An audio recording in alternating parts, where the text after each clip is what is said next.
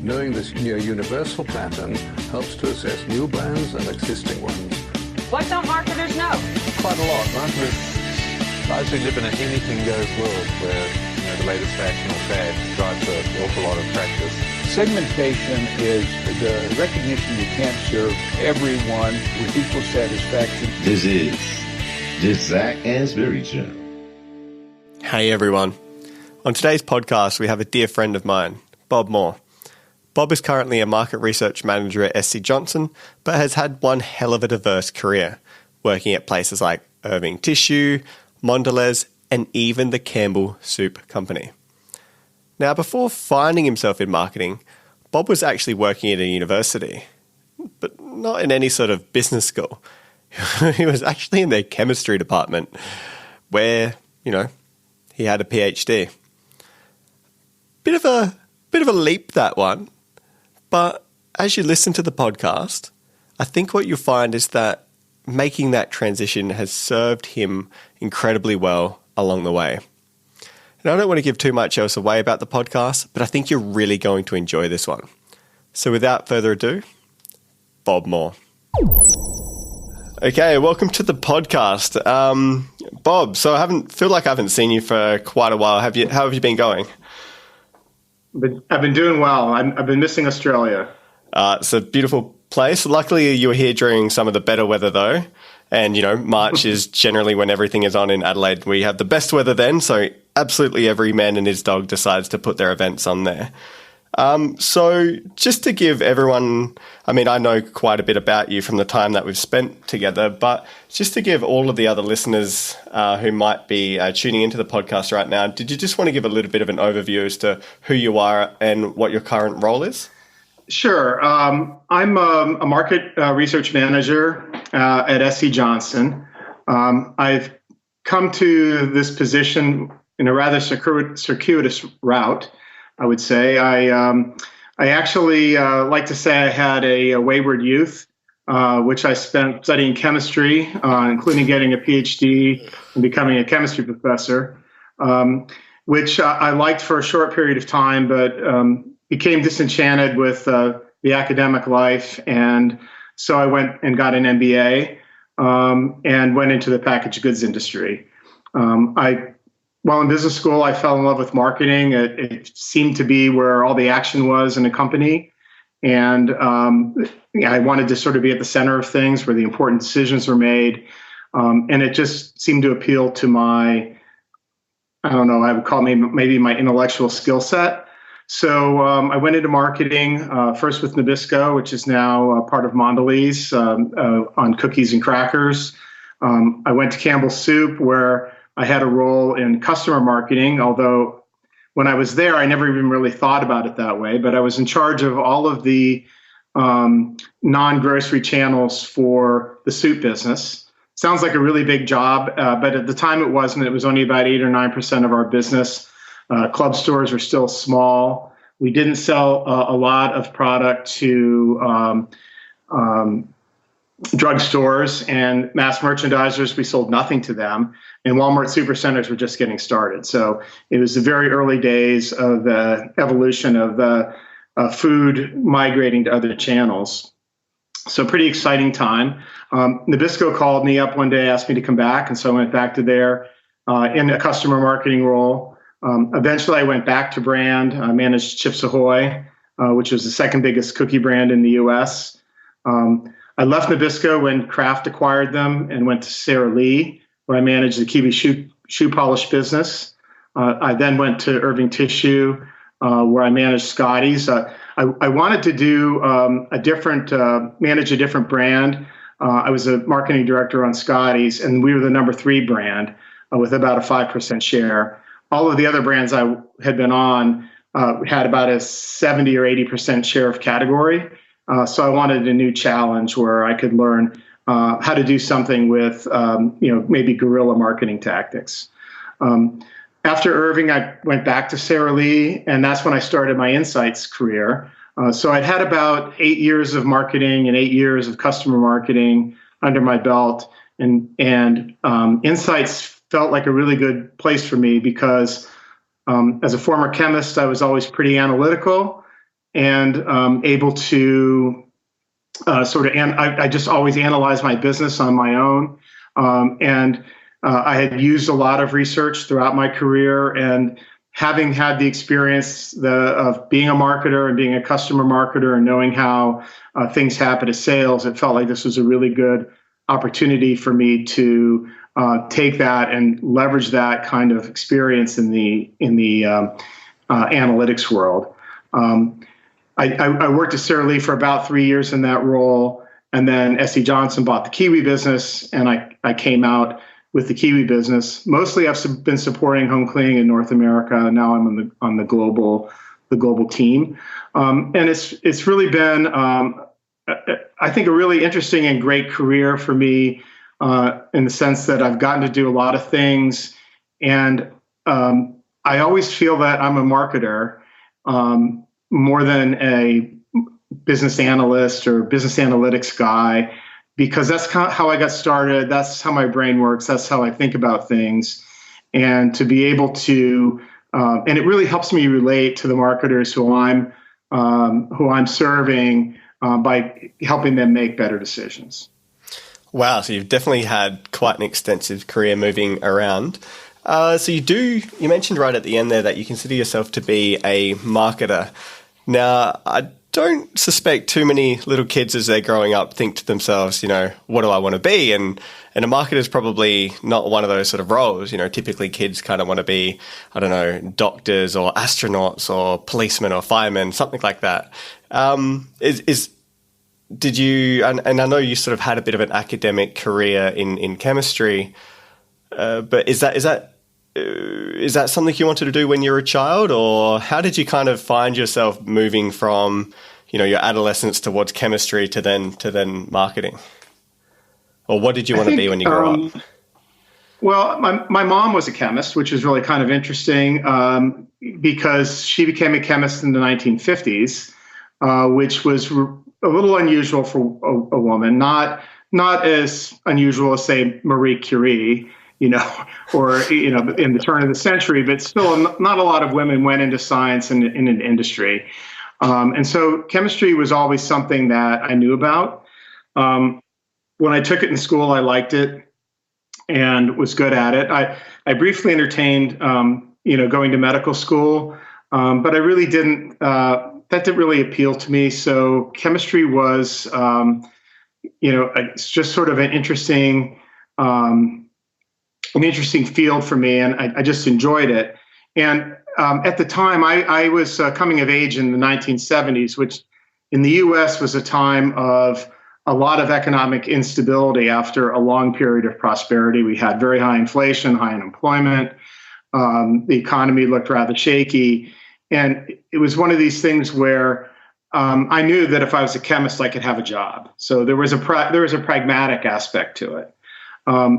I wanted to go into academics because I wanted to be able to follow my nose and sort of dictate my own path on the research I did.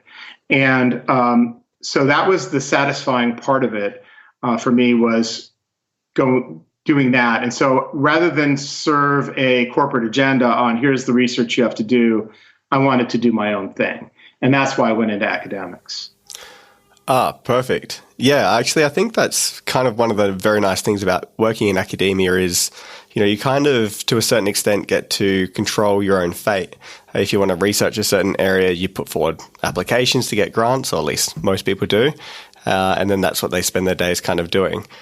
So your mother was a chemist. I did not know that. It's really interesting how our parents tend to shape our lives, right? Yeah. Is that something she supported? Did she want you to also work in that field, or?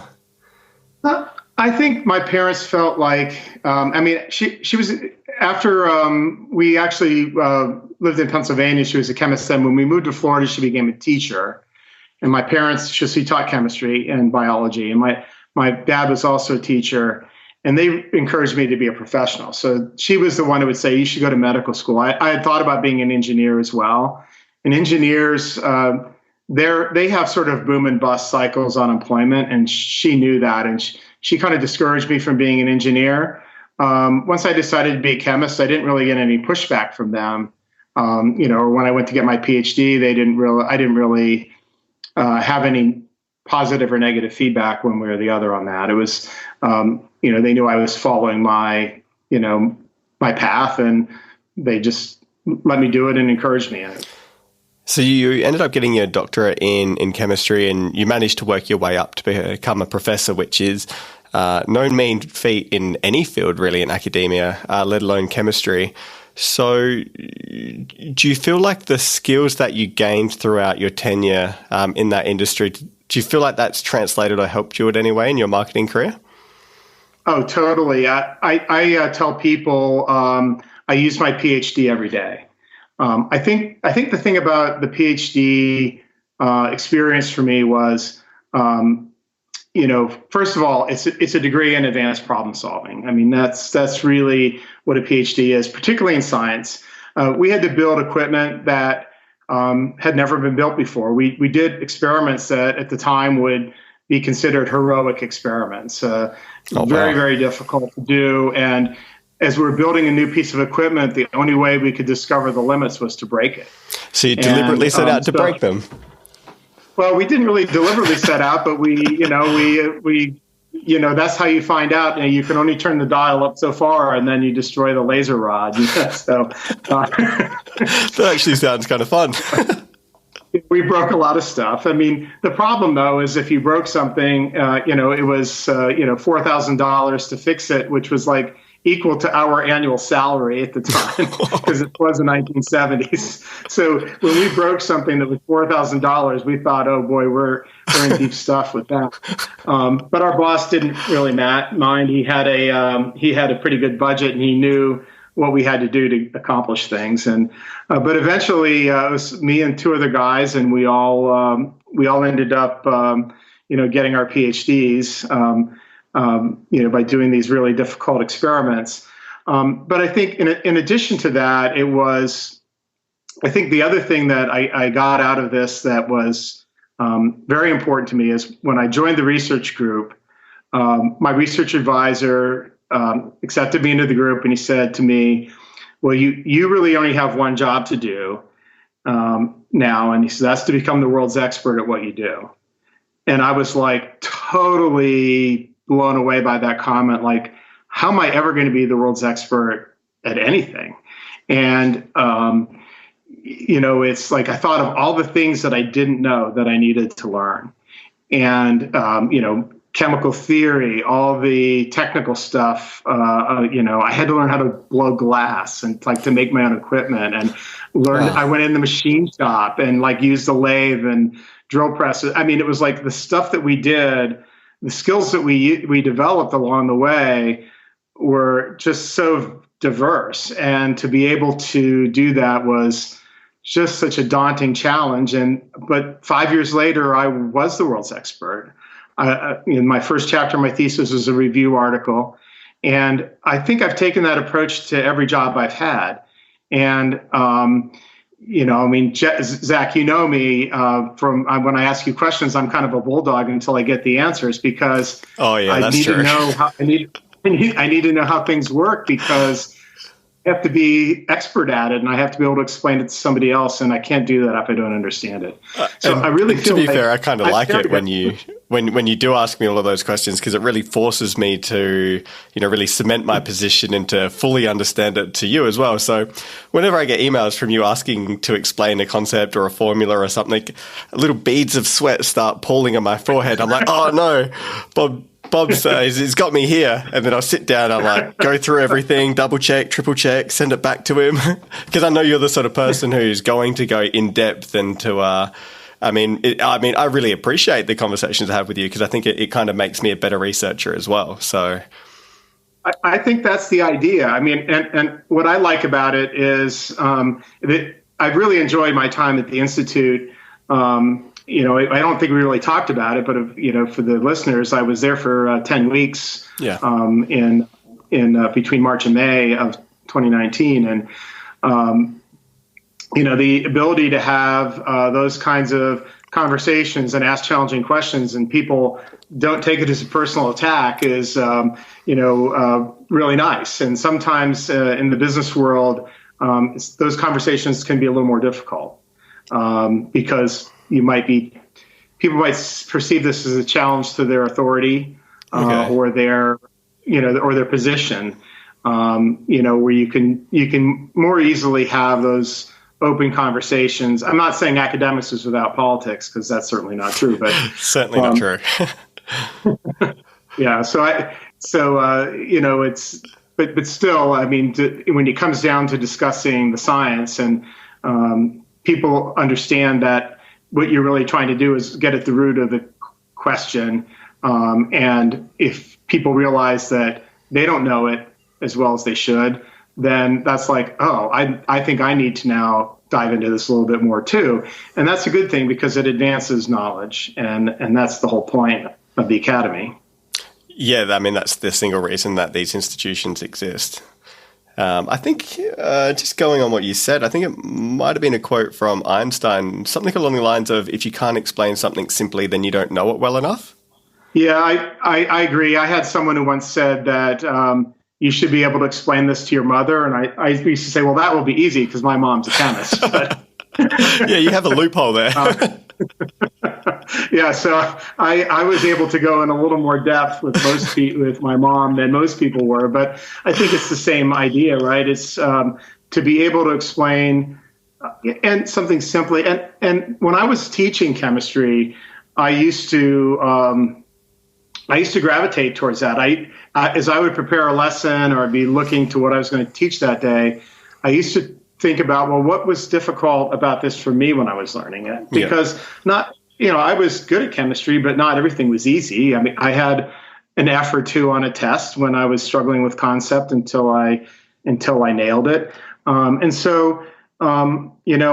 had my struggles. And so it doesn't mean that everyone else has those same problems with understanding, but I would always try to figure out what people didn't understand rather than just give them a stock explanation, because you have to, knowledge is built on a base of what you have. So you can't just sort of hang something from a skyhook and start people at a level where they don't have the underlying knowledge. So you have to sort of build up that underlying base of knowledge. And sometimes it takes a little time to teach somebody something, because you might have to take a step back. Because they're all starting at different points. Before they can actually get it. Yeah, exactly. Yeah, I think I like your approach there to teaching in a way, because I think that, if you can understand from yourself and where you had these sort of pain points in picking up a concept or an idea, then chances are people may have similar pain points as well. So if you can go back and figure out, well, at this point here, I really didn't understand this concept, so I'll spend a little bit more time understanding that or explaining that, then students can get that point a little bit more quickly as well. That's something I've also tried to incorporate in my teaching. Actually, it's something that I've tried to incorporate in my life. One of the things I really like, and something I've always kept in my head, is, you can learn a lot from your mistakes, but you can learn a hell of a lot more from other people's, because there's a lot more people, and you can see the mistakes that they've made, and you can learn what they've done right as well. But you can avoid a lot of mistakes if you see what other people are doing. No, that's true. I think the mistakes that you make are probably imprinted on your psyche a little bit harder than than other people's mistakes. But I think and this is also sort of where being a scientist has helped me in my career, is that I've sort of had the Ehrenberg-Bass approach to learning about marketing, but without the thousands of categories. I have only a few examples, but there are some things that I've observed in my career that I've observed like over and over again. And whether it's been me that made the mistake, or maybe that's a too harsh a term, maybe I did something that didn't work as well, or that did work well, and I see somebody else has done the same thing with the same results, kind of something clicks in my head and says, well, maybe there's a reason for that. that why both of these things didn't work. And here's the common factor. And so, I didn't know Ehrenberg Bass existed for a long time, even though it was around for probably most of my marketing career. And I was on my own island, being my own little marketing scientist as I accumulated knowledge, And so when the book came out, I was like, yeah, I get that. I've seen that. Oh, no, someone's put it into some words that explain it to me. It was a revelation, and it was interesting because I learned a lot, but it also confirmed a lot for me, that stuff that I already knew that I didn't know was like a marketing law. You weren't alone after all.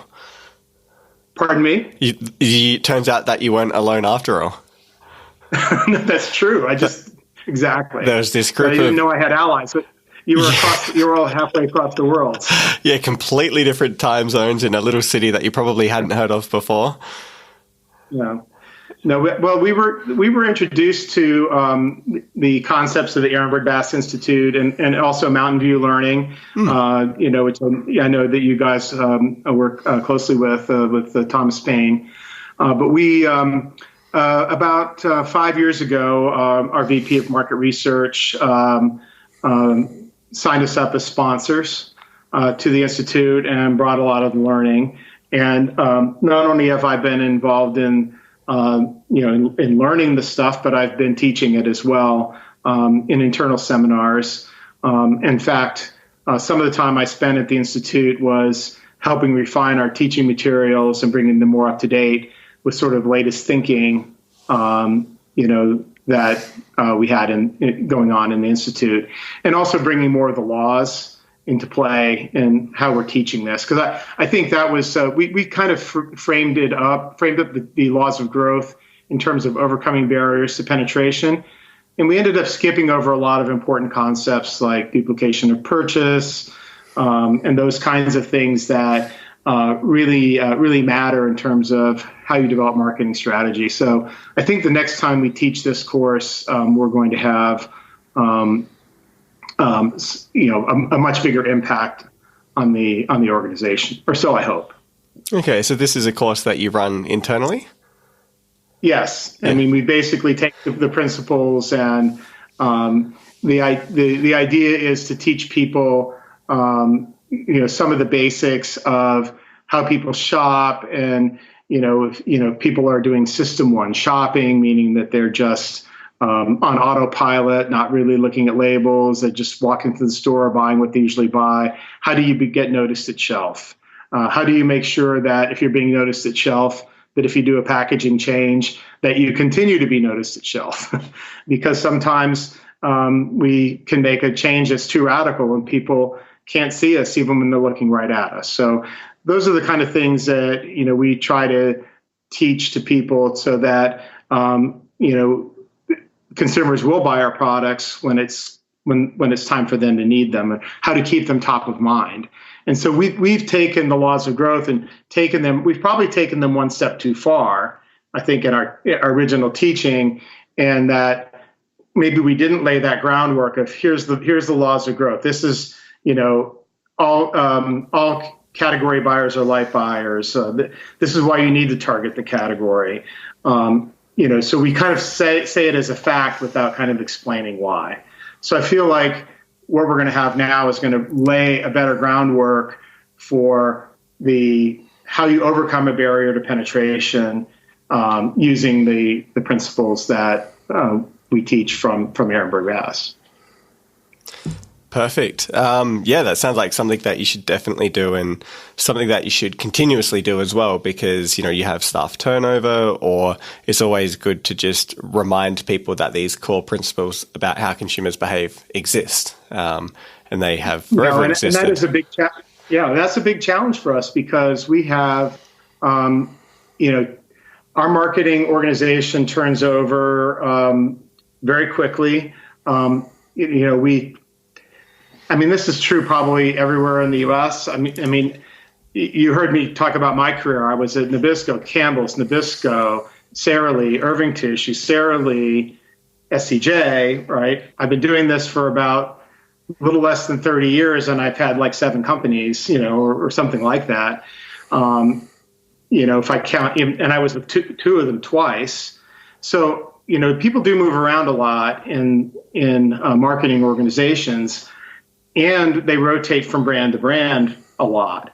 And in a company like ours, which is big, we have, multiple divisions. We have a home cleaning division. We have a pest control division. We have an air care division. And as people move between them, I'm supporting home cleaning.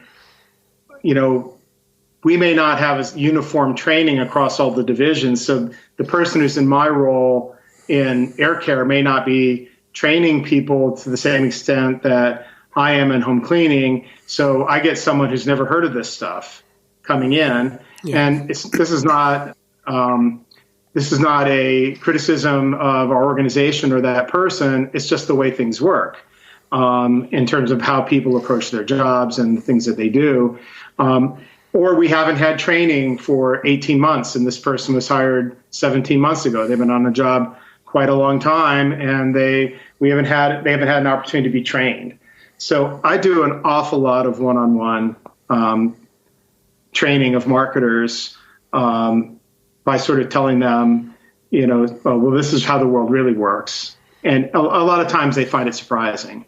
But it's, definitely rewarding. I think, I've always thought that one of my main job functions is helping train junior marketers.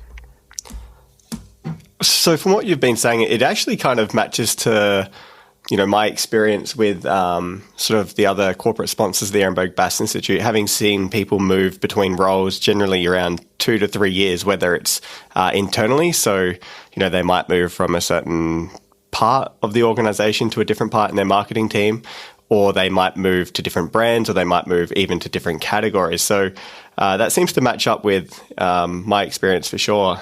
When you're teaching new people, so, you mentioned you have people come in and you have these one-on-one sort of training sessions, and they're quite surprised about what you are telling them.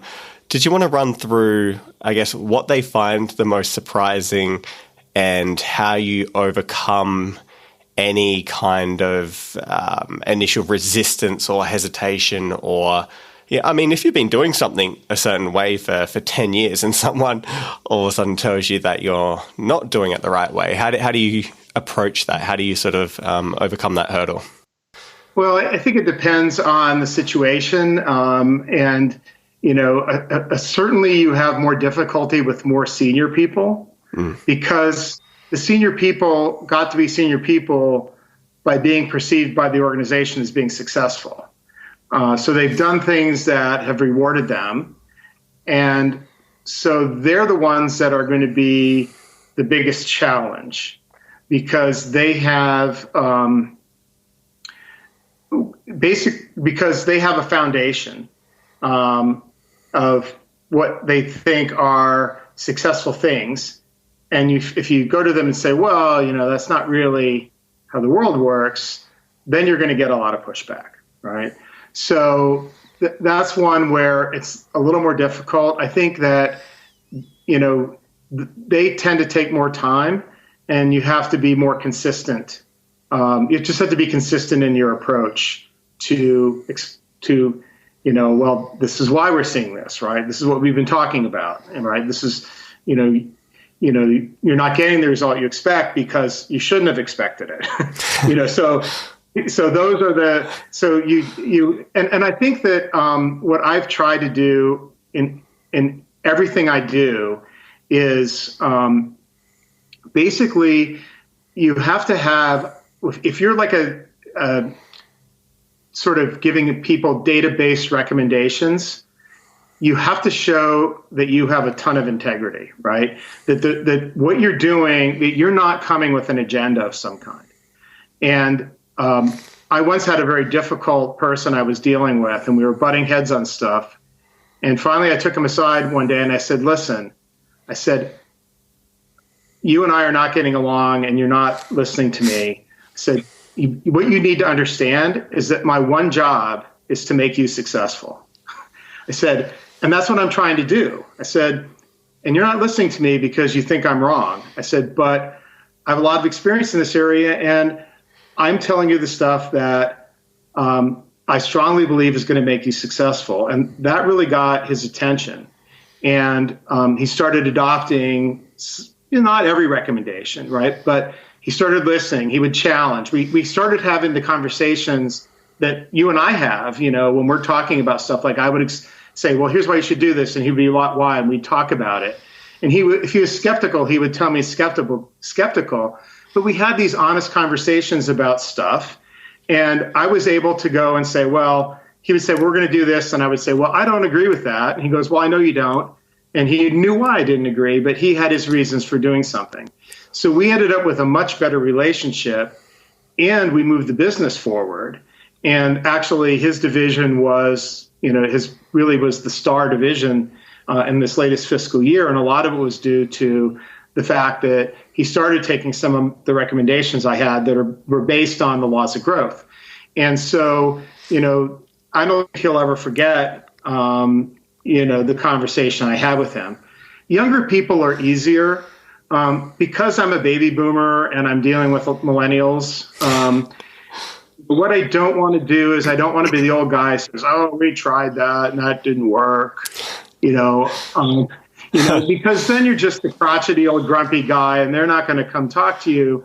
And, the approach I take with that group, and particularly the more junior people right out of business school, even interns, is I'll say to them, like if they're coming to me and say, my job is to do this. And I know it's like a silly job, right? Because someone who didn't understand principles gave them this job. Yeah. Like I'm going to source volume from people who use natural products or something, right? And I would say, well, we have some new learning on that, right? Or I'll say, well, that's probably too narrow a target. And let me explain why. So rather than saying, that's just too narrow a target, that's not going to work, right? It becomes a teaching opportunity, right? You say, well, I think that target might be a little narrow, and here's why. And then you can show them something like, people who buy naturals are, or all demographic groups buy naturals, or whatever, right? So you can sort of say, if you just focus on this really small group of people, you're going to miss a whole bunch of people who will buy your product, and you're going to limit your growth. So then they've learned a valuable marketing lesson from this, and so they're kind of grateful for that, and they're more likely to come back for more advice and more help because not only did you give them some good advice, but you explained why this advice is good, and that's been a very successful approach. Now, you don't get everybody. There's some people you talk to and they reject.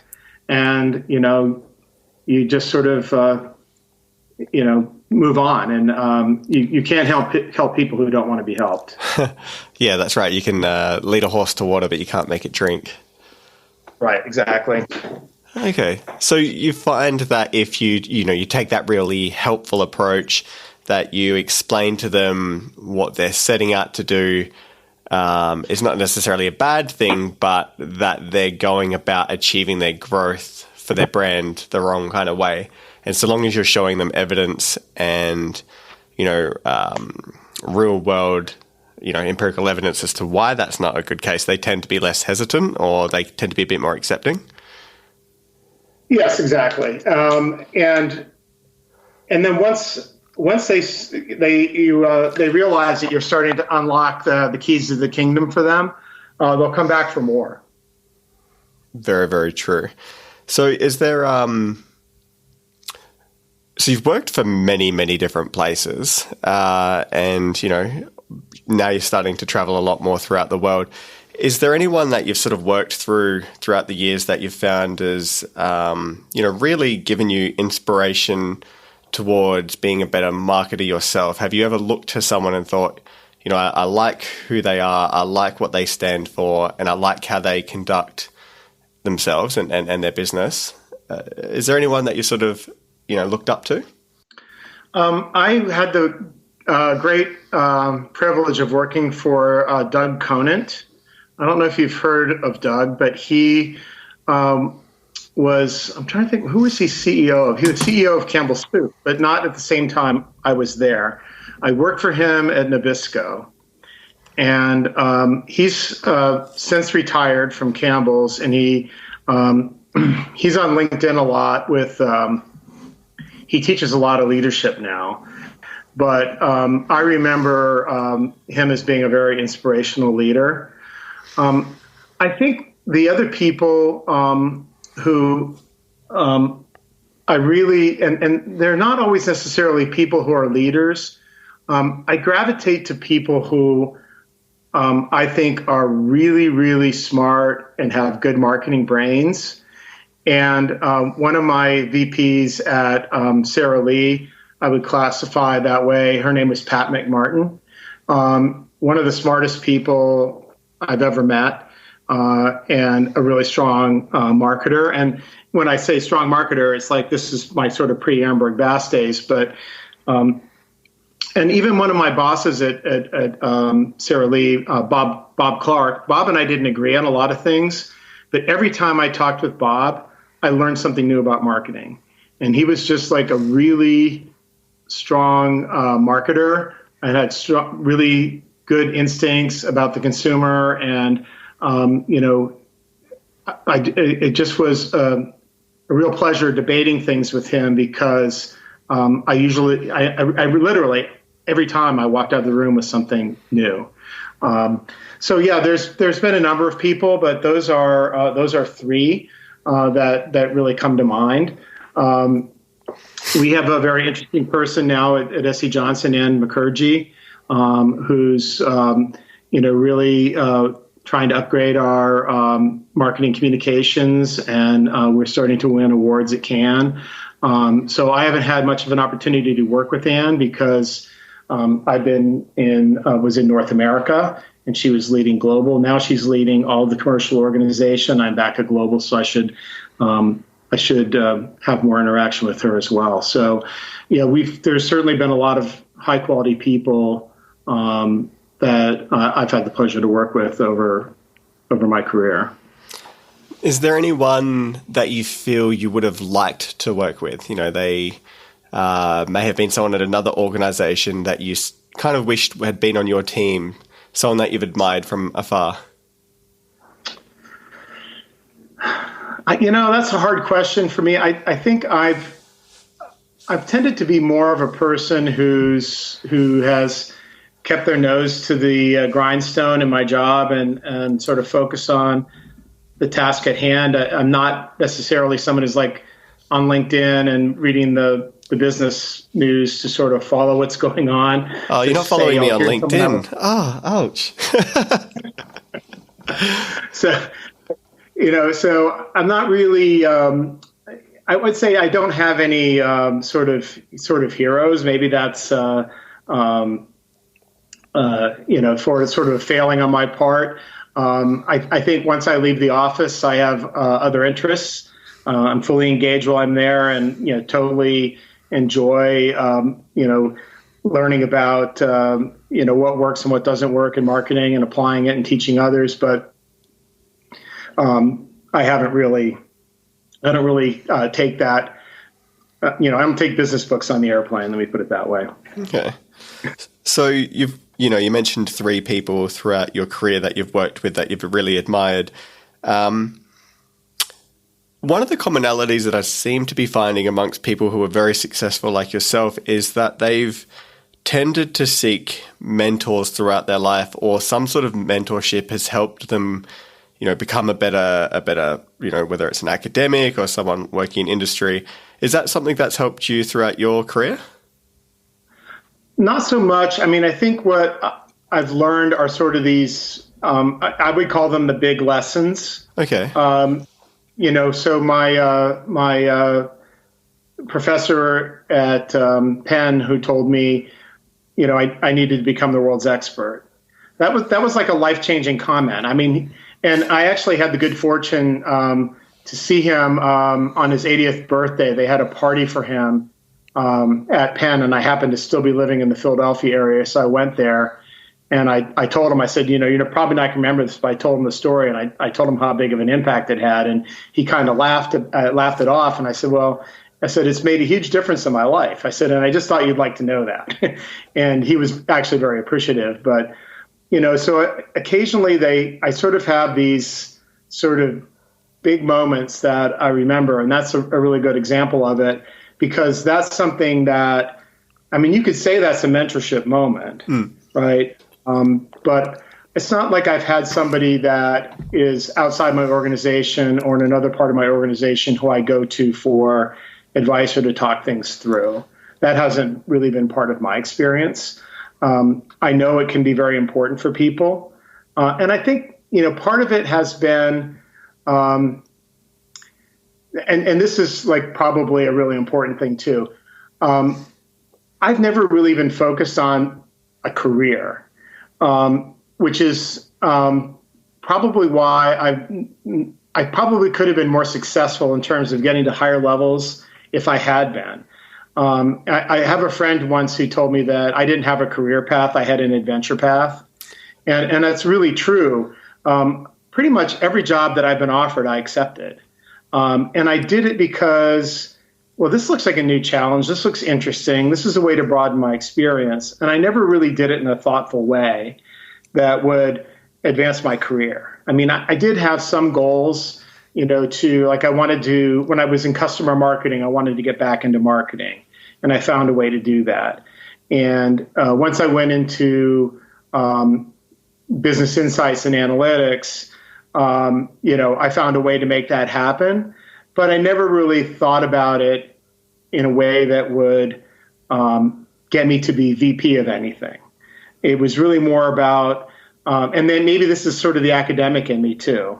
I sort of followed the things that interested me and allowed me to grow as a person. And so the interesting thing is that, I could probably never be promoted at my company because I'm not deep enough in anything. I don't have the expertise in media measurement. I've done dozens of marketing mix analysis and closed loop studies and so on, but nothing like what I would need to have that role. I'm not like a mile wide and an inch deep. I'm more like a mile wide and 6 feet deep. But I needed to be like 200 feet deep on something, right? So I've had this career, which is probably not something to be emulated in some ways, because 6 years in marketing or 8 years in marketing and 8 years in customer marketing and 10 years in analytics, it's like you just don't get the kind of experience that people are looking for. Okay. I actually used to have trouble. I used to have trouble back in about 10 or 15 years ago when I was looking for marketing jobs, and people said, well, you don't have enough marketing experience. You've done too much customer marketing. And I'm like, yeah, but the customer marketing has made me a much better marketer. But they said, well, but what about advertising? And I'm like, well, I've made 7 or 8 TV commercials. Like, how many do I need to make to be experienced? It wasn't like I didn't have experience. I didn't have the depth of experience they were looking for. And I think that was probably, maybe if I had a mentor, I would have gotten some advice in that area. Instead, I just kind of did what interested me. And that's not necessarily, maybe that's a recipe for a happy life, but maybe not a successful career if you define success as I've become vice president of something. Yeah, and that's what I was actually going to say was, you seem pretty happy, and at the end of the day, that's what matters the most in life. I had, when you were talking about, the professor, when you're doing your PhD, and how profound that his comment had on you and how it's continued to stay with you throughout the rest of your life, essentially, I think that's absolutely incredible. And I can sort of see how, he'd be, humbly flattered by your comment. So you mentioned that during your career, you've had all sorts of challenges. Is there any that have sort of stood out? You've had a challenge, whether it's a certain campaign or whether it's a certain analysis that you couldn't complete, or just something to do with yourself. Is there some challenges that you've had? And if so, what were they and how did you overcome them? Well, I think the challenges have come from it's part of the growth process of becoming a more complete marketer. I think one of the things that was a big challenge for me when I went to, I was at Nabisco Biscuit Company, and then I left that when Kraft purchased Nabisco. And I went to Sara Lee and managed Kiwi Shoe Polish. So I had been on Chips Ahoy, which was the number 2 cookie brand in the U.S. after Oreo. And, this was a brand that, our heavy users bought it 26 times a year. It turned, we had displays. Our Nabisco's go-to-market strategy was direct store delivery. So we had trucks going to the stores, and then salespeople went in the stores, got stuff from the back room and put it on shelves. And then I went to Sara Lee, and, I couldn't understand why everything moved so slowly there when we were warehouse delivered. Like, if we wanted to get distribution on a new item, we were literally in 95% of stores in 2 weeks. We were in 99 stores in 4.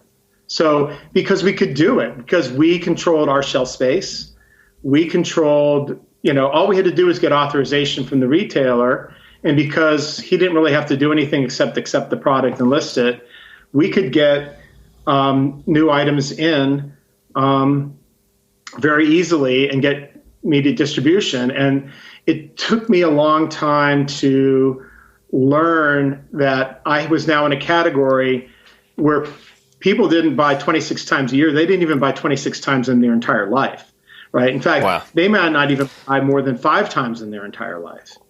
And, so going from a category that was so fast turning to one that was slow turning, and it seemed to me that the sales force was uninterested because I didn't understand. So learning how a completely new go-to-market system worked.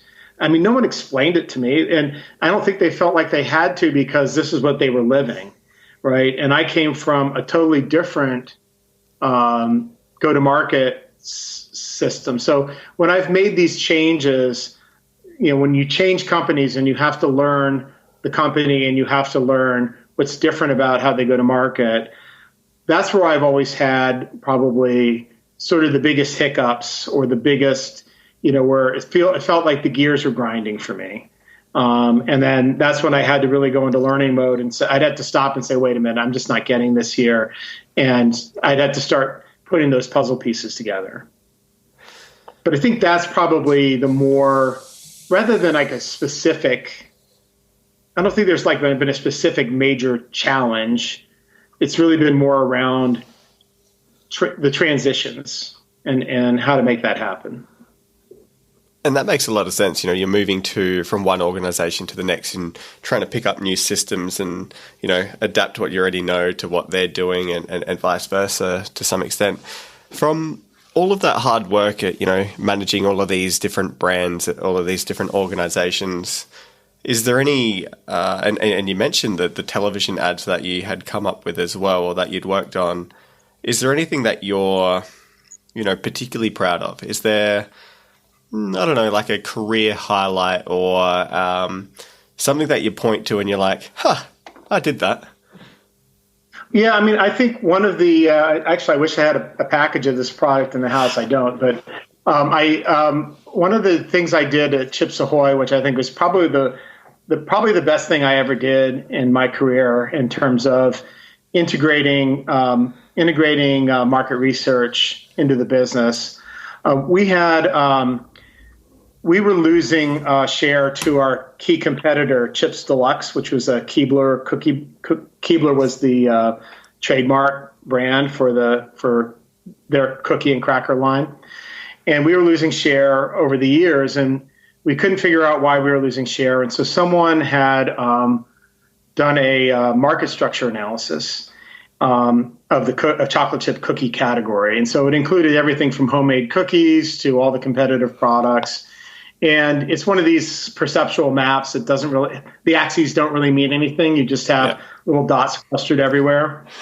And what we found was that, there were these various clusters where we played. And so the idea I had, which was really a simple one, but no one had thought of, was, I looked to see like how much volume was in each of these little clusters and what was the growth rate. And then what was our share in each of them versus competition. So it was an exercise that took probably a half a day, right, to pull the numbers and put them together. And what I found is there was this little segment called special ingredients, where we had one item which was worth $3 million, which was like 1% of our sales, and we were going out of distribution on it. We were going to get rid of it. And Keebler had like 7 items in there. And if you looked at it, those were the items that they would have an item in there, and then they would introduce a new one, and then 2 years later they introduced another new one. And they were getting all their growth from this segment, and we weren't competing in it. So we were letting them have this little corner of the chocolate chip cookie universe, and we were doing nothing. We were just like putting our stuff out, and we were completely ignoring it. So we had a little bit of R&D going, and so we had a peanut butter version of a cookie and one that had like little candies like M&Ms. And so I introduced those 2 products into the market. And I mean, literally we got, they were equal to like 20% of our sales in year 1, and we got our share back. And what it showed me was that you really need to, you can't just look at one piece of market research data. You need to integrate all that stuff and then come up with the right idea. So what makes me especially proud is that the chocolate chip cookie with little candies in it, which we called Chips Ahoy Candy Blasts, nice. That's still in market. It still has the same name, which I came up with. Wow, that's super cool. So I can, yeah, exactly. Because like usually it's like that's not the marketer. Usually you have some committee or the agency. And I'm like, why don't we call this Candy Blast? And I mean, like, and the fact that it's still around. I mean, a lot of brands or subvariants of brands tend to get introduced, and they have a lot of advertising. They have additional shelf space. Often they're price promoted, and they're gone. And this is in market for 18 years. Wow. And it's not everywhere. It's not in 100% distribution, but it's still in distribution. And maybe one day it will go out of distribution. But, there's not a lot of marketers in the world who introduced a new product that has survived for 18 years. Well, that's on my shopping list when I head to the US for sure. I'll make sure we'll have a pack waiting for your hotel. That'd be amazing. I'll bring some back as well, and I'll put them in the kitchen for the Institute, and I'll send out an email and let everyone know, special delivery directly from Bob, because, you came up with it. So don't tell anybody, but I like Arnott Scotch fingers better. Oh, classic. When you were here, you were telling us about, now I think it might have been Sara Lee, and there was something to do with the number on the packaging, and it didn't actually call the customer service line, it called something else? Yeah, I called a phone sex line. So do you just want to tell me the story about that? I can't really remember most of it. Well, this one actually happened before I joined Sara Lee, so this was a secondhand story. But it was actually right before we had introduced a new product. It was actually a toilet care product. It was a liquid rim block that freshened the air, and we had a customer service number. If you have an issue, call this number. And someone made a mistake on the digit. And so we had the wrong phone number, and the marketing person who was in charge of that business and responsible for proofing the pack missed it, and so did everybody else. So the product was produced, sent to the warehouse, and everybody then I guess someone decided to check and found out it was a phone sex line. And so, there was the choice was, well, do we send all this product back and have it reworked? What do we do?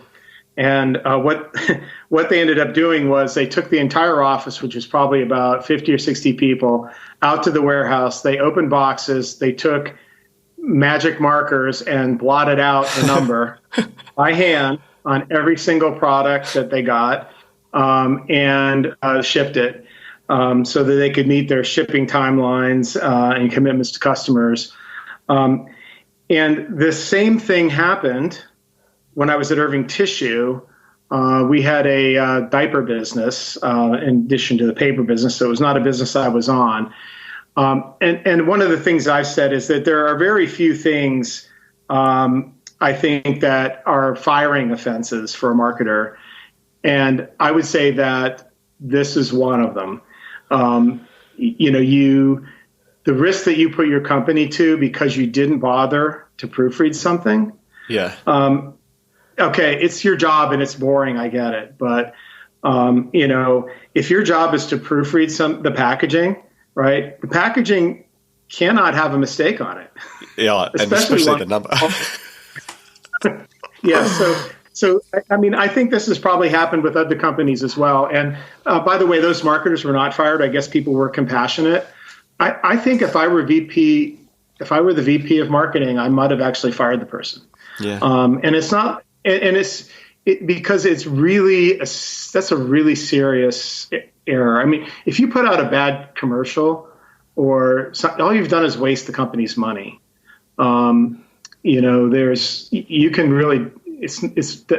Damaging the company's reputation is much, much more severe. So anyway, but yeah, that was, fortunately in both cases, we dodged a bullet. I think what happened at Irving is we destroyed the packaging. We had not created product. So we just had printed packaging. And I think there was, $50,000 or $100,000 worth of packaging had to be destroyed, and, we had to buy new. So, in the grand scheme of the company, it was a modest amount of money, but $100,000 is real money. Yeah. I could only imagine, you've lost that sort of money, but you've also, you've probably saved a lot more in bad publicity and. Oh, of course. Yes. Yeah. It had to be done, right? I mean, there was no choice, but it's just, I'm just glad that I've never made a mistake like that, where I've had to come and say, I know I've had to deliver bad news on occasion, and I can't remember a specific circumstance right now, but, as soon as you make a mistake, you have to own up to it. It's uncomfortable, but I'm glad I never had to admit to putting a phone sex line on my product packaging. It still makes me laugh. And I've heard that story a few times now. It's great. So with, I know you're a man who reads quite a bit, and you also, obviously love data for the role that you're in and the, your background and expertise. Is there any books that are marketing or business related that you would recommend that the listeners go out and buy a copy of? Something that you think would really help them, whether they're in early in their career or sort of in the later stages. Is there something that you would sort of point to? Well, there's a couple. I mean, I think certainly, one that, and that I'm sure you'll agree with is How Brands Grow by Byron Sharp from the Institute. I give people a copy of that all the time. I tell them, read this, it'll change your life. And I think that's a very important one. Another book that I read a long time ago, and, it may not be 100% aligned with the laws of growth principles, but I found to be a very insightful one, was a book called Marketing Warfare by Rees and Troud. And the reason I like Marketing Warfare is there's really very few marketing books that talk about competition and how you should compete based on your position in the marketplace.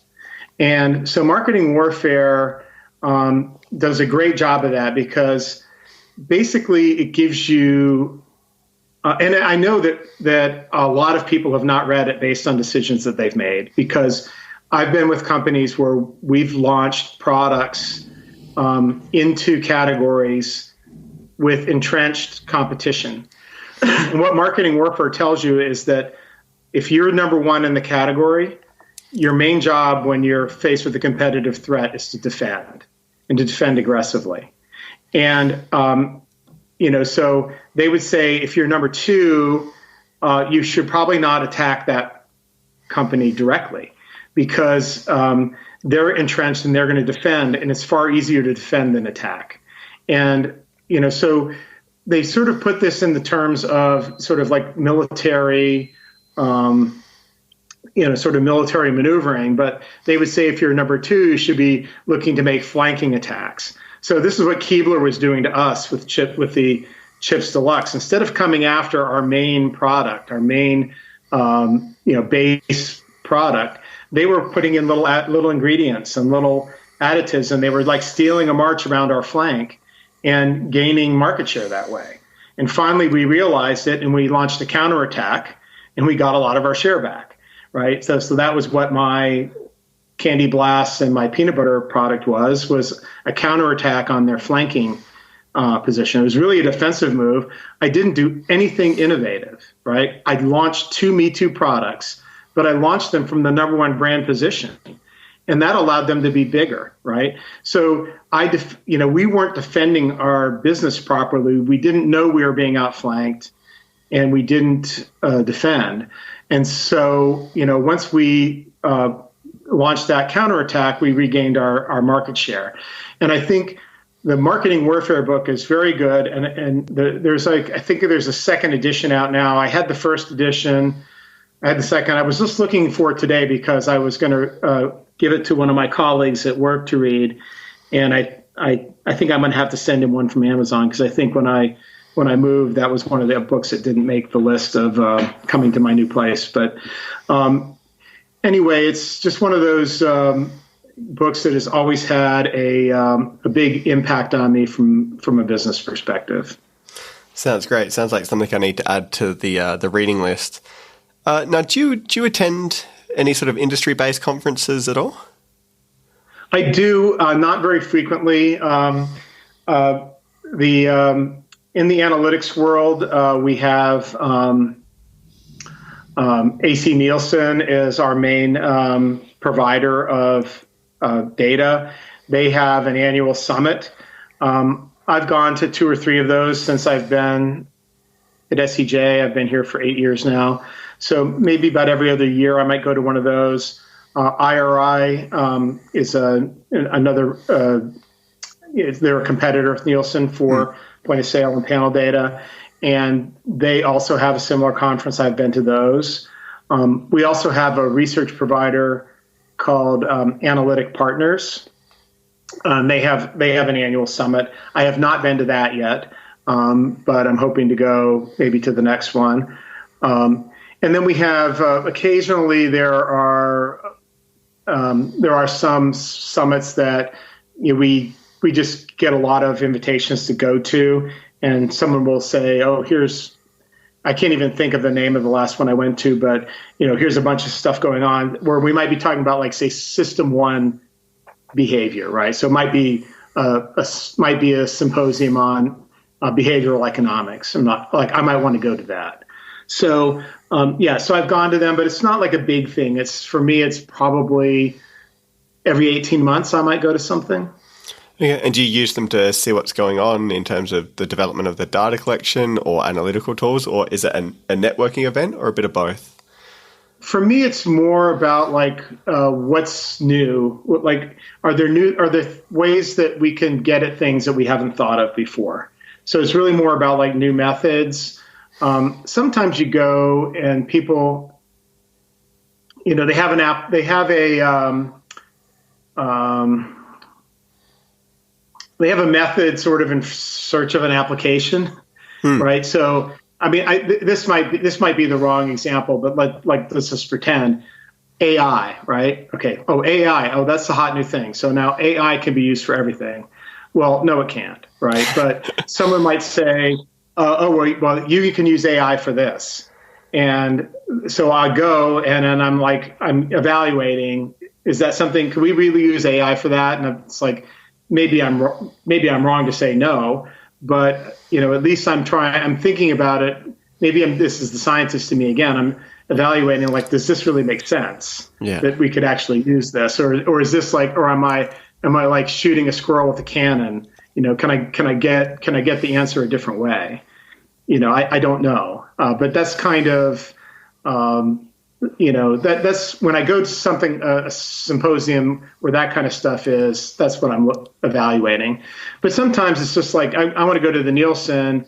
Go to a Nielsen and I find out that they're find a new way to link attitudes and behaviors, and how to, okay, so this is something that I'm now interested in. How do attitudes actually influence behaviors? Let's go investigate that. And does Nielsen have a new tool for that? Then I would say, yeah, that's probably a lot closer in to something that we could use. So I tend to probably looking for more things that I kind of know will work rather than the hot new thing that's out there, or virtual reality is another one. Oh yeah, VR, that's going to be the new way to do market research. Maybe it is, but I don't know that I would drop everything I'm doing to adopt VR. So I'm evaluating those kinds of things, but generally speaking, I'm not really going to too many of those. And some of them are networking and relationship building, because we do go with if we go to the Nielsen thing, we'll be hanging out with our Nielsen team.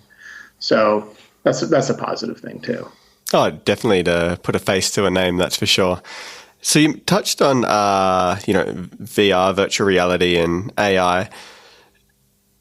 Is that how you kind of, and I know you seem to be a bit skeptical, but is that how you feel marketing is heading? Or what do you think are the big issues that will face marketing, sort of the short term, so the next 1 or 2 years, or maybe the long term? What's going to be the big pressing issue for many marketers or the industry in the next sort of 5 to 10 years? Well, I think, I don't think it's really necessarily related to those kinds of techniques. I mean, I think VR has its place, particularly in shopper research. Shopper research is difficult to conduct because you need retailer cooperation. People don't necessarily really want to be researched while they're shopping. They want to get in and out of the store. If they know they're being observed, this is what I call sort of the Heisenberg uncertainty principle that you have with watching shoppers. Is as soon as they know they're being watched, you've affected the measurement, right? And so yeah. you don't. So you're not really, they may decide that, oh, I'm going to show I'm a smart shopper and I'm going to now look at the prices and I'm going to do this. And it's like, they're not really shopping anymore. They're putting on a show for you. So there's a lot of things that are claimed to be like System 1 research techniques that I'm skeptical about, because the person is participating. They're a participant. I mean, you really need to observe them in some way without them knowing they're being observed in order to not have an impact on their behavior, in my opinion. But potentially VR, shopping a virtual shelf, that might be something that you could use. But I really think the challenges that we're facing in marketing is just sort of we're undergoing a sort of a seismic shift in shopping, and in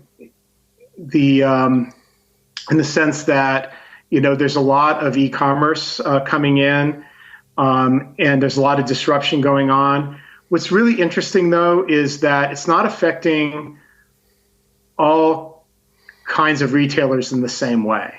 So like there are certain retailers that are thriving in spite of e-commerce. So TJ Maxx is a good example. It's a store where people go treasure hunting. It's got name brand stuffs. It's like excess inventory of name brand products. It's sold, and you never know what's going to be in the store. And so you're going for the experience of being in that store and finding a nugget. It's like going panning for gold or something. So there's some excitement about doing it. My wife loves it. And because she loves a bargain and she loves good stuff. And so she can find good stuff at a low price. And I mean, literally, she's decorated our homes from TJ Maxx. She has good taste and she finds this really good stuff, and she's just like really proud of herself when she comes back. And so it meets a lot of things for her. Stores that don't have that, or don't have that. They're the ones that are struggling. Costco's doing well. A lot of people say, well, it's because Costco's doing well in e-commerce. I'm not so sure. And so there's one of the challenges is how much do you take your organization and drive it towards e-commerce? There's a lot of products that people want to go into the store and touch and feel and buy. So like produce, meat, there's, sort of the fresh part of the store. I'm not so sure that a lot of people want a lot of delivery there. And I think whether you want delivery or not depends on things like where you live.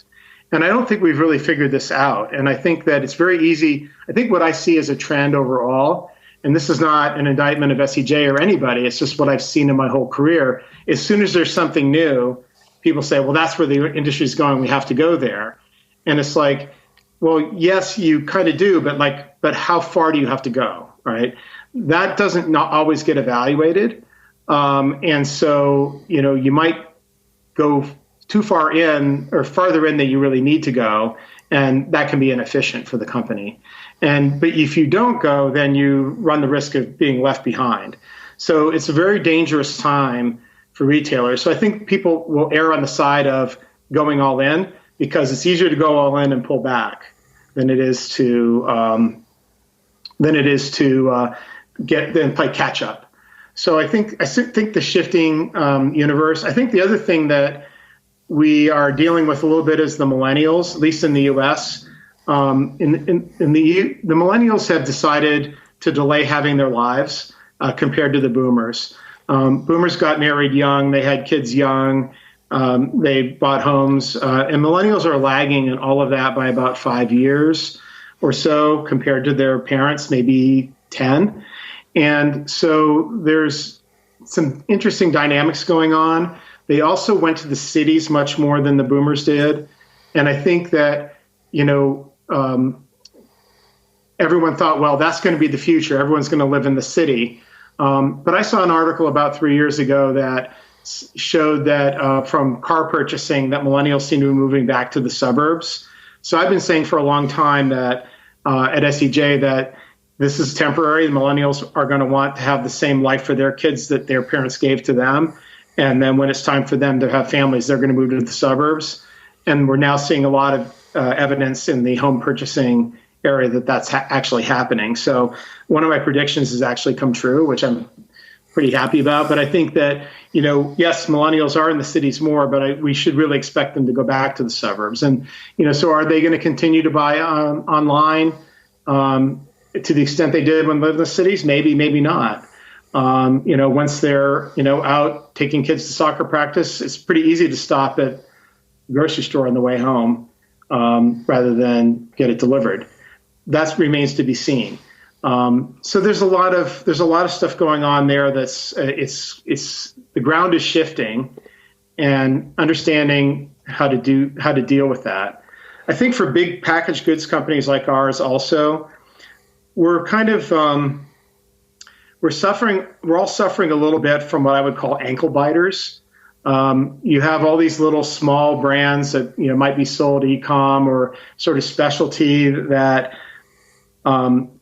people are buying, and so it's actually been kind of hard to grow with bigger brands.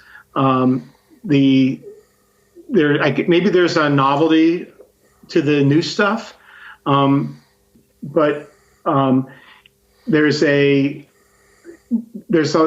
just hard to get unit growth or organic growth out of a large established brand. And I think it's because there's just a lot of small brands coming in, and they're able to get some market share just because they get distribution in a few outlets. I don't know how long that's going to survive. I mean, I think the what the large brands need to do is continue to advertise and drive mental availability and relevance with consumers. But those are the kind of things that again, it's going to remain to be seen. Whether or not we're just going to have this sort of slow growth world in the packaged goods arena. And it's really something we've been facing now for probably about 3 or 4 years. Wow, super interesting insights there. So that's sort of where you feel that marketing is heading. In terms of you also mentioned sort of the conferences and the summits that you'd been to before, and that's a really great way of interacting and meeting the people, that you'd probably just interact with digitally most of the time. Do you have any sort of clients or providers that you have a particularly good relationship with? Is there someone that you've really enjoyed working with over the years and that you would sort of recommend other people consider? Well, we use Analytic Partners as our provider for our MMAs. They've done a really nice job for us, and I think one of the nice things about them is they're like a little mini Ehrenberg Bass in a way, and that they have done a lot of work with a lot of different kinds of organizations, and they've accumulated a lot of empirical data. And so they've taken the time to consider what that means, and they'll publish white papers out to their clients on sort of, universal truths or things that they've learned about, marketing tactics and how well they work. If there's a variance in how they work, they kind of figure out what's driving the variance. So for example, word of mouth works really well for products that have a high price point, are infrequently purchased and so on, and low interest categories, that have low price points. Word of mouth is less important. Makes total sense, right? I'm not going to come to you, if I think you know a lot about electronics and it's time for me to buy a sound system, I would probably come to you, or if I heard you talking about it, I would ask you questions. Where if I hear you talking about hand soap, okay, Zac likes that hand soap, good for him. I like this one. I'm going to buy it, right? Or I might try it, but it's not that important to me because, and it really comes down to, and what it really comes down to is, what's my risk of buyer's remorse, right? If I spend a lot of money on a crappy sound system, right, I'm going to be unhappy for a long time, and I either have to do two things. I have to either continue to be unhappy with my sound system or get rid of it, which is also painful because I spent a lot of money on it. Yeah. And if I get a hand soap that I don't like, I can give it to my sister. I could throw it out. I could do something, whatever, right? I don't have to suffer with it. And it was $3 of pain, so that's, but I think we don't think about this, when it comes to the average marketer, word of mouth, we need influencers, right? Well, I would say, why do you need an influencer? It's hand soap. But it's that's the big thing. I'm well, yeah, it's the big thing, but is it the big thing for everything? And this is the interesting thing is you kind of have to know when the marketing laws really apply to everything. And then if there are variances in them, why? And what you see, the trend is people dive into the latest thing, right? Oh, we're going to use influencers, or we're going to do this, we're going to do that. We're going to get this company, they're hot. And a lot of times these companies don't have any evidence that what they do works when they come to sell you this. Or if they did something that worked, it was for an automobile company or something. And now it's they want to expand their business, so they come to the packaged goods companies, and people they can understand the pitch, but they don't understand the one layer deeper that you need to go on, why did it work? Right? That's not the way people think, and they don't have time for that. And it's so sometimes, a lot of times in our organization, we say, when it's time, people ask for our opinion, we say, now it's time for the wet blanket, right? Because we're going to throw the wet blanket on your idea because it's part of our job is to kind of go that one layer deeper and to understand so if someone says we're going to use influencers, and I would say, well, that might not be a really good idea because of this, it's deflating to them, right? Yeah. Because they want to do something that's new and cool and unique and make their mark. And, it's now I'm the wet blanket telling them it's probably not going to work. So a lot of times they'll try it anyway, but, at the end of the day, I think I think that's one of the things marketers tend to do wrong, is they jump on a hot thing without understanding why it should work. So I suppose that actually sort of feeds into the next question, which is, some of the listeners of this podcast are, young up and coming marketers. What sort of advice would you give them in order to help them, build their brands or help build their organizations and ultimately build their careers? What sort of advice would you offer them? Well, I think there's a couple things, but I mean, one of them is I think that you have to be willing to do some boring spade work as part of your job. I think that when I was at Nabisco, it was drilled into us that we need to understand our business at the item level, right? Like as a marketer, I had to provide a volume forecast every month for the next 18 months or whatever of every single SKU that I had in my line.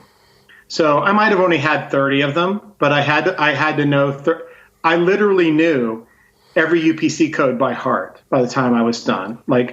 I still know my very first brand, Premium Crackers. I still know the UPC code for that main product, because it was just part of it was because we had products with a 4 to 6 month shelf life, and forecasting was extremely important, because if you missed your forecast, you had to keep the forecast tight so you didn't have product go stale. But if you didn't forecast enough, you would lose sales. So it's super important that you would forecast everything. What I found in most other companies that I've worked for is that no one looks at their data at that level of detail. And oftentimes, to understand what's going on when something's going wrong on your business, you have to know that. And I find that people generally resist going to that level of detail and trying to understand their business at that level of detail. I think it's critical to know that. And I have arguments with people all the time about what you should know and what you shouldn't know. And I just felt like, we were such experts at execution at Nabisco, and literally from production all the way to the grocery store shelves and displays, that was important for us to know this at the item level. I think the other thing to do is, to really understand consumer behavior. I think the laws of growth are a great way to understand, how consumers really behave. But it's also that next step of the trying to go that one layer deeper, right? Like if someone comes to you and says they want to sell you something, you should really be asking yourself, why does that work?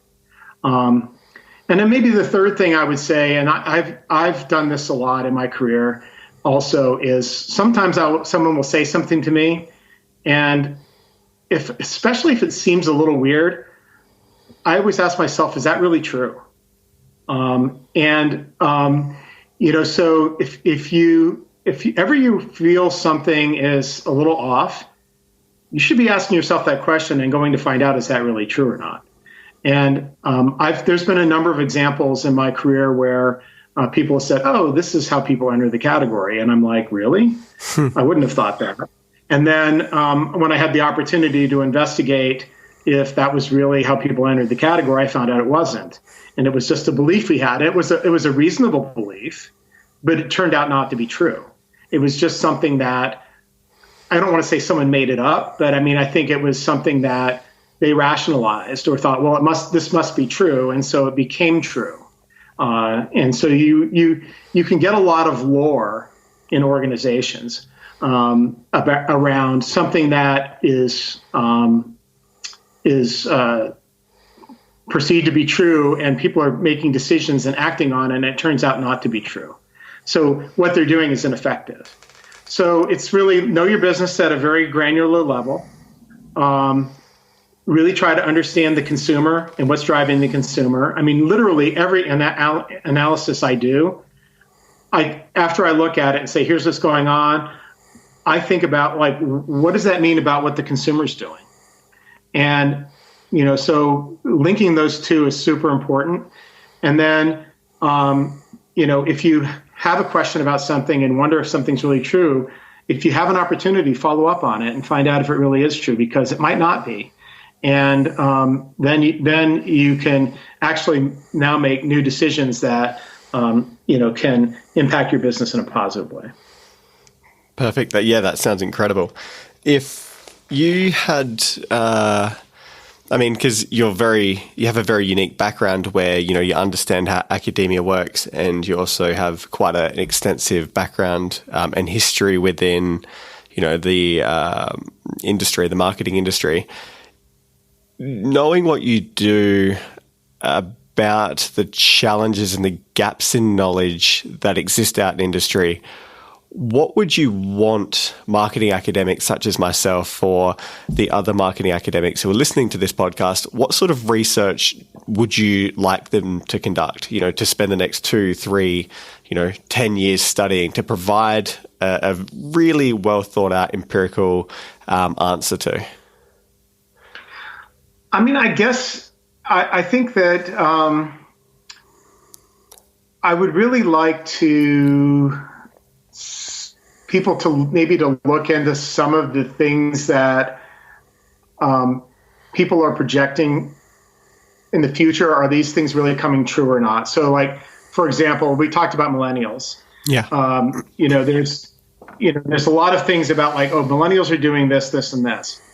Now, I think we worry too much about millennials because, as we know from Ehrenberg Bass principles, we should be targeting the entire market. Millennials are an important part of that because they're going to be the biggest part of the market. But, people are saying, well, millennials are going to do this, or they're going to do this, or this is, online shopping is the big thing. Like, okay, it's the big thing, but certainly it's the big thing for books. It's not the big thing for bananas, right? So we know it's not the same for everything, right? So, like, what is it about categories or classes of trade or whatever that make them vulnerable to moving volume online, right? What are the millennials really going to do, right? Like, I don't know, again, it's like, is your crystal ball better than mine? But, I think that there's a lot of lore out there that the marketers are being fed, and they're trying to make decisions based on it. And I think a lot of it is just someone's opinion. And I think having some more facts around, what the actual trends are in consumer behavior and shopping behavior. I think shopping is, it's an area where I think we really need a lot of study. There's a lot of discussion going on all the time in market research and marketing companies about the claims on pack and things that we're doing. And we know we kind of know intuitively consumers shop on autopilot. I experienced something different from that when I came to Australia for 10 weeks. And I had to go to the grocery store. I had to learn the categories and the ranges of products and all the brands. And so shopping was pretty painful for a while and slow, as every time I needed to buy, breakfast cereal. So, okay, well, I recognize this. This looks like something we have in the US, and this is something different. And what is that? And, I had to do this sort of system 2 rational shopping, and I read the packages and claims. Most consumers don't do that for most categories. No. Right? But we spent time worrying about it. And so, understanding more about like the sort of the details of like, what do shoppers really do when they're in the store? Like, what % of them actually read a package? My guess is it's probably, 5% or less. It's quite low. Occasion are reading packaging, right? So if that's the case, why do we think having a better claim is going to make us competitive versus a competitor, right? It's like, so sort of the competitive dynamics too. We know from the laws of growth that consumers are repertoire buyers and they, buy across a lot of brands, but we tend to think of switching, right? So like what we really need is like, how do we stand out, on shelf more than that competitive brand so that we can get maybe a greater share of our packaging. It's not necessarily going to be through our claims.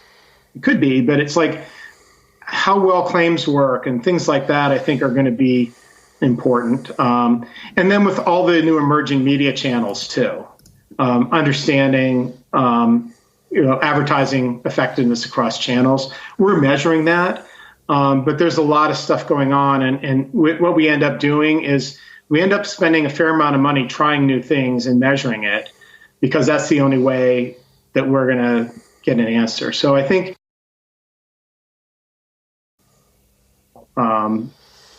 for us to know about. And I think the other thing is, how do you get stuff from the academic literature into the mainstream, right? So that it actually, it's kind of like it needs to be in the Wall Street Journal or Ad Age or something before, marketers are going to see it, right? We're not reading the Journal of Marketing, right? Sorry, but we're not. Or the Journal of Market Research, whatever the marketing journals are, we're not reading them. And by the way, we don't understand the articles anyway, right? Which is why I have to ask you to explain your formulas. I think they're deliberately complicated. Well, it's not, it's your job is different than ours, right? And so, it's not, but it's like they're impenetrable to us. And so we need to have it distilled into sound bites that are understandable and intuitive and make sense. So it's like not only doing that research and getting that discovery, but how does that get out, so that it really can start to get traction in industry, and then we know what to use, because, frankly, not everything that, the automotive companies are going to use is applicable to what we would use, or vice versa, right? There are some universal laws, but then there are variations on those laws that matter greatly depending on the category or the product or the channel. And so it's really important to understand that, so that we don't just have there's like a one-size-fits-all approach to everything. I think that's an unbelievable way to finish the podcast, Bob. I just wanted to thank you for taking the time out to speak to everyone and for giving us these incredible insights. Also, you have a bit of a parade that's been put on for you, right? Your arrival? Yes, I arrived in Racine on July 4th, 2011. And every year since, they've had a big parade downtown. So I think I need to go down. I don't want to disappoint them, that I'm not going to, if I don't show up. That's unbelievable. Well, I've never been to the US, but I've never seen a 4th of July parade either. So I look forward to seeing some posts on your Facebook page. Excellent. All right. Well, thank you, Zach. I appreciate the opportunity to talk to you. It was very enjoyable. I miss talking to you every day, and I hope to see you again sometime. I do as well. Thanks again, Bob. Bye. All right, thanks. Hey guys, it's Zac Anesbury here with just a couple of quick reminders. If you've enjoyed today's podcast, then make sure you subscribe so you never miss an episode. There are plenty more interviews to come with some of the world's leading marketing academics and practitioners. You do not want to miss these. In the meantime, if you're looking for another way to connect, then follow me on Twitter at Zac Anesbury. That is ZACANESBURY. For my take on the marketing issues of the day.